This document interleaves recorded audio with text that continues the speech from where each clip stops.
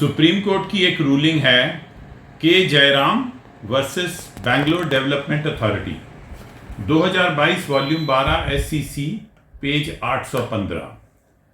इसमें एक बहुत इंपॉर्टेंट ऑब्जर्वेशन है पैरा 14 में। We are of the view that the parties have to disclose the details of all legal proceedings and litigations either past or present concerning any part of the subject matter of dispute which is within their knowledge।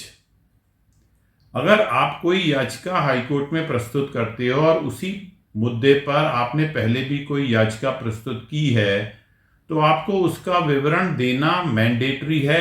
ये high court के rules में जो article 226 का proforma है इसके paragraph 2 में भी लिखा हुआ है, a declaration that no proceedings on the same subject matter has been previously instituted in any court, authority or so and so if instituted, status or result thereof।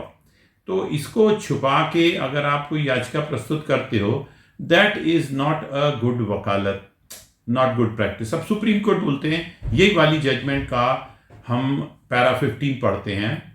In the instant case, since the appellants have not disclosed the filing of the suit and its dismissal and also the dismissal of the appeal against the judgment of the civil court, the appellants have to be non-suited on the ground of suppression of material facts।